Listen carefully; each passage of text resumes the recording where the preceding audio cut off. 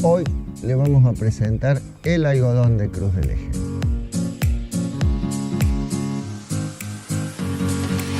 Estamos en el área de influencia de la agencia Cruz del Eje, de Extensión Cruz del Eje del INTA. Soy Eduardo Santos, ingeniero agrónomo de la agencia, extensionista de la agencia, y estamos promocionando, especialista en algodón, y promocionando este cultivo en la zona. La zona es de una tradición algodonera importante.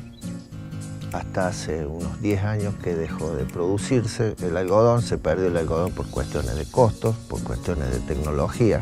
Y hace 3 años que estamos trabajando para que vuelva el algodón a Cruz del Eje. Implantamos este año 200 hectáreas en distintos productores, pues son lotes de 10, 15 hectáreas, estamos hablando de pequeños y medianos productores, que es para los que el proyecto está trabajando, para producir semilla y fibra de calidad. La semilla se vende a la provincia del Chaco como semilla certificada y la fibra a hilanderías nacionales. El porcentaje de semilla es de entre el 60 y el 65% y el resto es fibra. Lo que buscamos con esta tecnología de siembra directa es tener una planta de 50, 60 centímetros, no más que eso, y que tenga una carga de encapullos de 5 o 6 capullos, que por 5 gramos por capullo nos darían los 25 gramos por planta. Por 200.000 plantas en la hectárea, llegar a los 5.000 kilos de base. La idea es tener una fibra que sea de calidad, que sea C-medio, C3/4, que sería técnicamente cómo se mide la calidad en el algodón.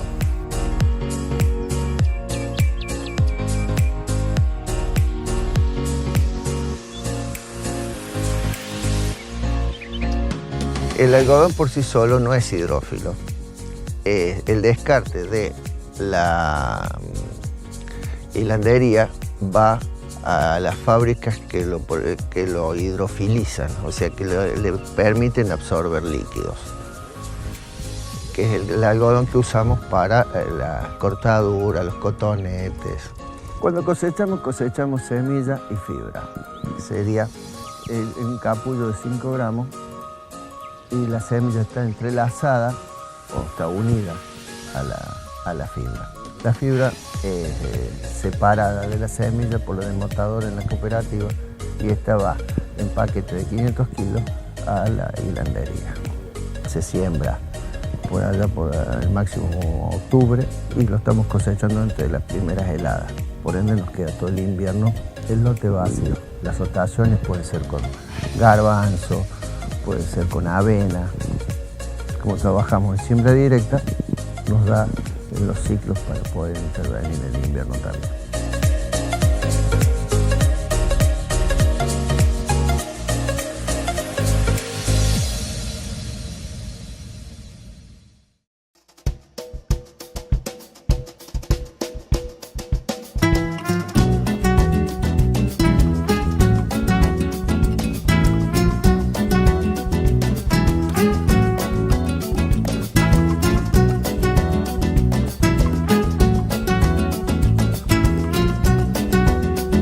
Estamos trabajando en virosis de cucurbitas. Cuando digo cucurbita me refiero a una familia que comprende todo lo que son zapallos en todas sus variedades, anco, zapallo del tronco, melón, sandía. En Argentina la producción principal es en zapallo y melón, las otras en menor cantidad. Las virosis en cucurbitas son el principal problema fitosanitario. En Argentina se ha visto que se ha disminuido el rendimiento hasta en un 30%.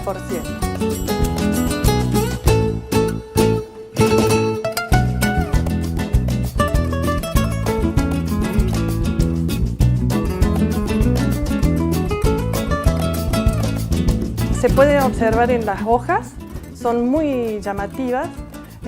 Las virosis están distintos dibujos, por decirlo de alguna forma, sobre la hoja.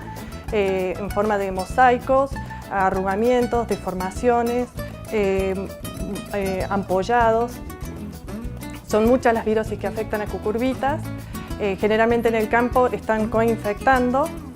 Hay más de 50 especies de virus mencionadas para cucurbitas.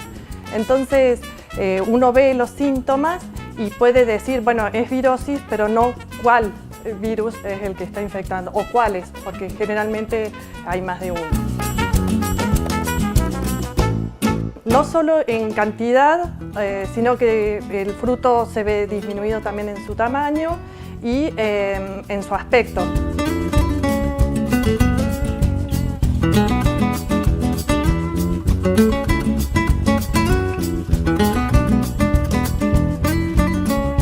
Lo que se está haciendo es buscar cuáles son variantes resistentes a estos virus. Sería la forma más eficiente de manejar, digamos, trabajar con estas enfermedades.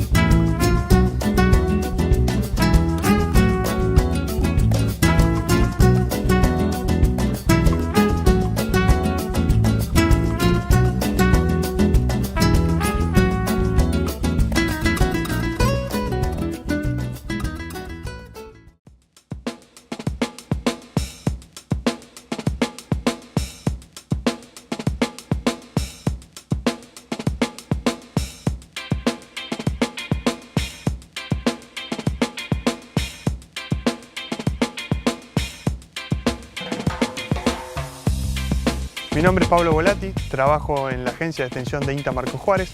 Me especializo en el tema de agua en el suelo, precisamente del ascenso de napas en la región pampeana, y vamos a hablar un poco sobre la influencia de la napa freática sobre el uso de agua por parte de los cultivos.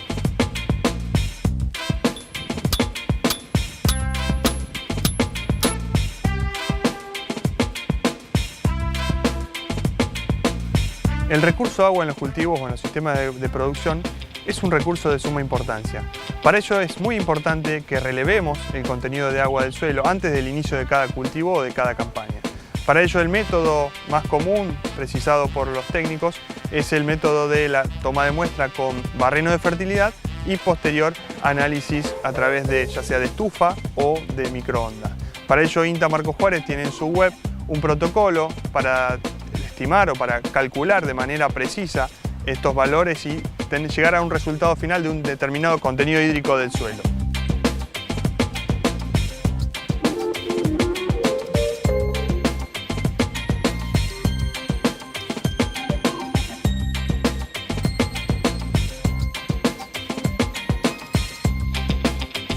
Con el resultado obtenido de este contenido hídrico del suelo, definiremos si las precipitaciones durante la campaña aportarán al sistema o en el caso de que el cultivo para grano se vea tal vez con un escaso contenido hídrico del suelo que facilite su normal desarrollo, tenemos un plan B o una opción diferente que sería mantener el suelo cubierto con los cultivos de cobertura o cultivos de servicio como se le dice actualmente.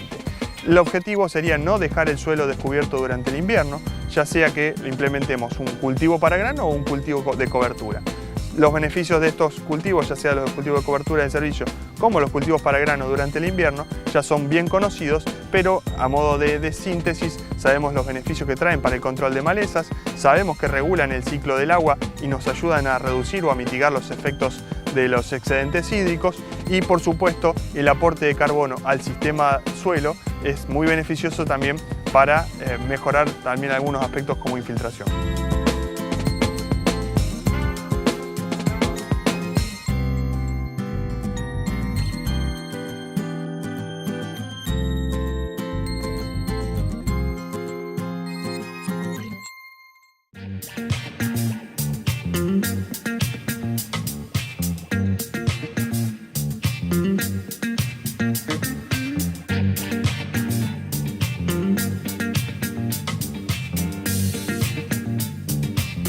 nombre es Juan Pablo Ioele, soy el jefe de agencia del INTA Corral de Bustos y la intención en un principio es armar un poco la caracterización de la importancia del agua en los diferentes cultivos. La idea va a ser muy embrionaria porque estas cuestiones requieren de muchísimo más tiempo, pero bueno, la idea es tirar determinados tips como para que se entienda un poco la relación entre el agua y los cultivos en secano.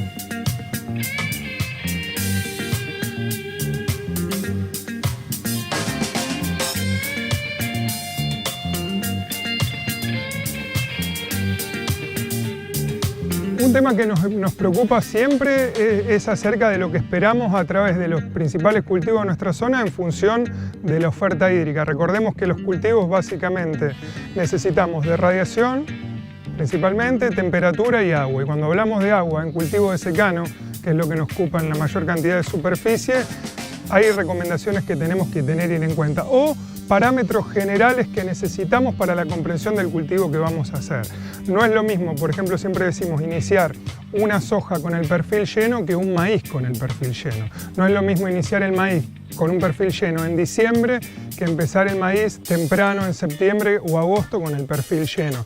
Nosotros sabemos, por ejemplo, que el maíz es uno de los cultivos que mejor correlaciona el agua útil al comienzo con rendimiento en lo que es verano.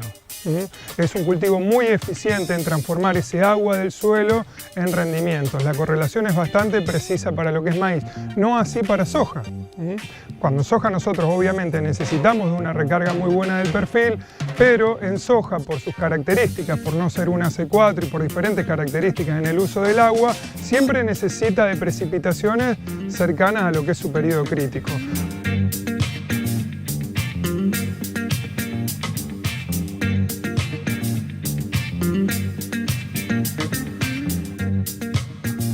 Siempre decimos, ahora yéndonos del verano para el invierno, lo fundamental de saber el agua al inicio. Acá no está dado tanto por esa habilidad del cultivo con el consumo del agua edáfica, ya que es muy parecido a soja, sino por la particularidad ambiental.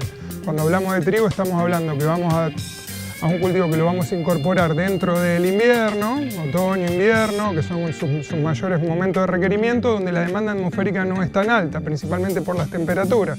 Con lo cual el cultivo se torna muy eficiente en explorar el suelo con su sistema radicular y copiar, o sea, vuelve a correlacionar tan bien como el maíz por condiciones diferentes, el agua al inicio y el rendimiento. Por eso siempre hablamos que para trigo no importa tanto qué es lo que está pasando con el año climático, si es niño o niña, y más principalmente para nuestra zona, donde los inviernos históricamente y en la media son relativamente secos, sino del agua con la que empezamos el ciclo.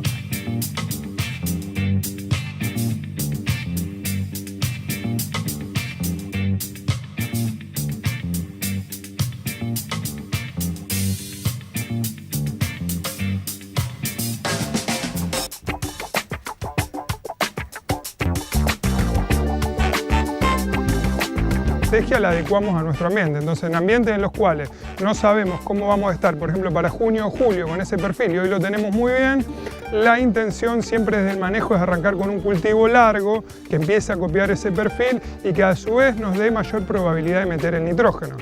El nitrógeno ya, tanto en estrategias para corto como para largo, siempre decimos que para nosotros lo principal es meterlo a la siembra, en los ambientes quebrados, de buenos a malos.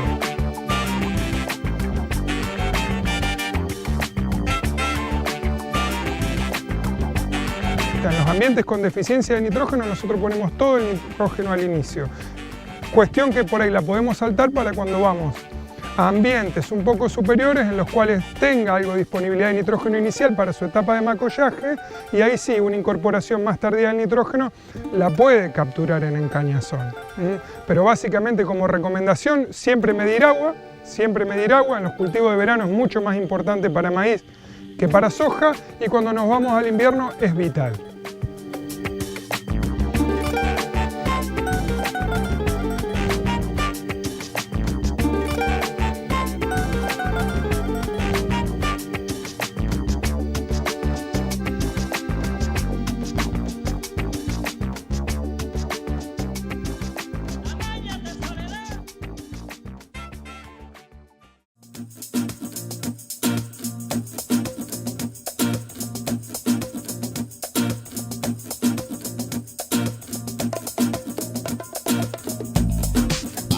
Estamos acá en mi granja, en la casa de uno de los productores que participa en la feria de producción, en la Feria Agroecológica de Córdoba, realizando un taller de construcción de un deshidratador solar con el IPP en el marco de un proyecto especial de ProHuerta.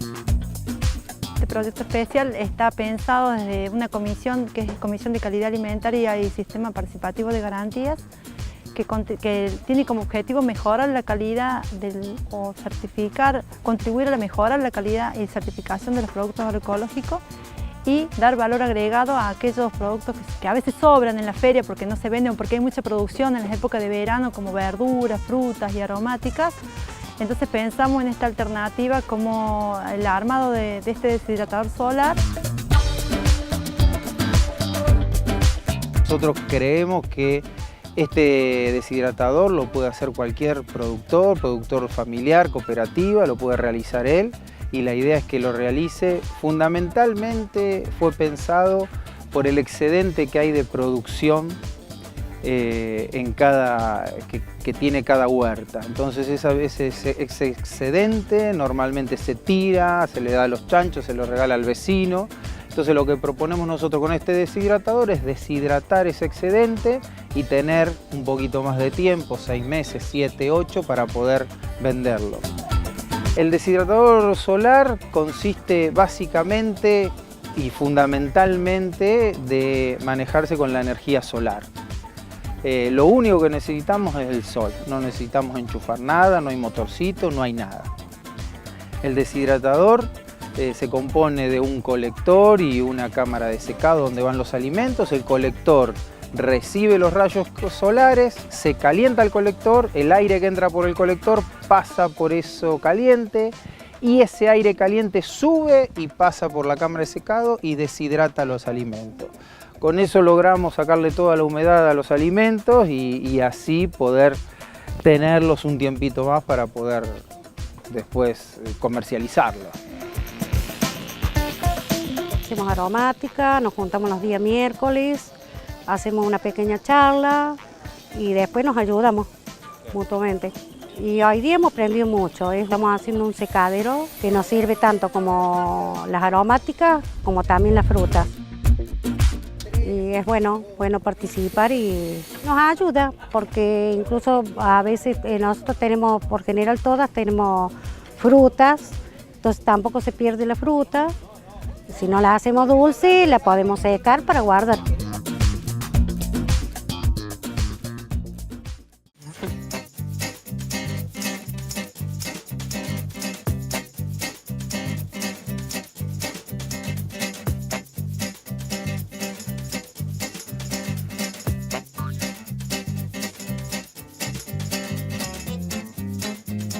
Porque hacemos lo que tiene más salida. Por ejemplo, la ensalada, la chicoria jancha, la selga, la cebolla de verdeo, que la usan los carniceros, las ensaladas dulces, las calabazas. Hay muchos nos piden apio, nos piden esto, nos piden otro, pero todo no se puede. O sea, el apio lleva mucho trabajo.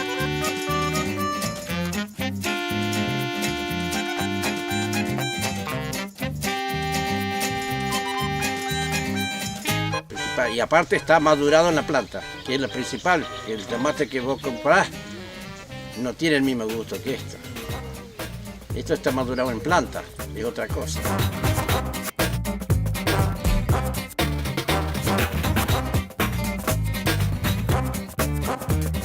Y a veces no te acompaña el tiempo. No te acompaña el tiempo y a veces sí, corres riesgo, es como el campo. Como la cosecha del campo, porque nosotros lo hacemos al aire libre. Recién este verano nos pusimos a hacer estas medias sombras para tener la lechuga, porque en verano no puede tener lechuga. Te la quema el sol, la sembrás y no te nace. Ese es el terrible problema.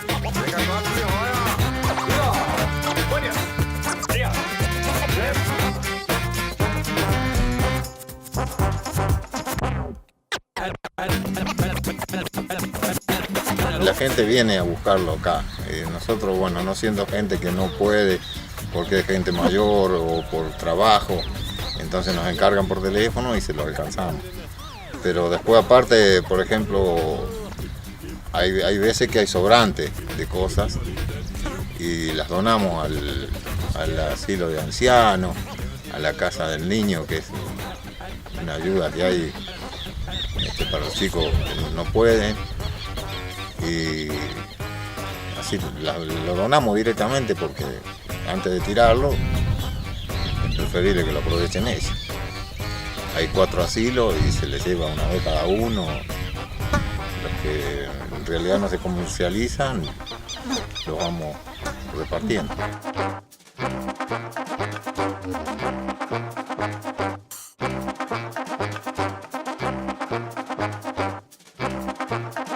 Como quien dice, a uno lo tiene en actividad, porque si no fuese eso no tengo tanto como para hacer acá.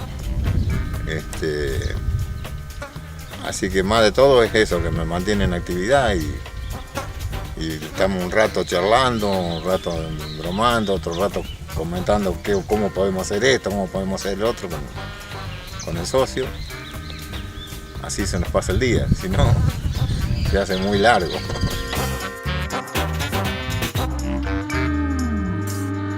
Acá fue encargado en este campo mi abuelo y después un tío mío, y después se dividió el campo, quedó un tío mío y mi padre del otro lado.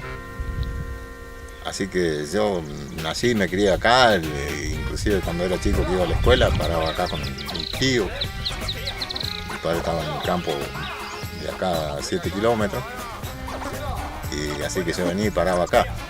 Me he criado toda la vida acá.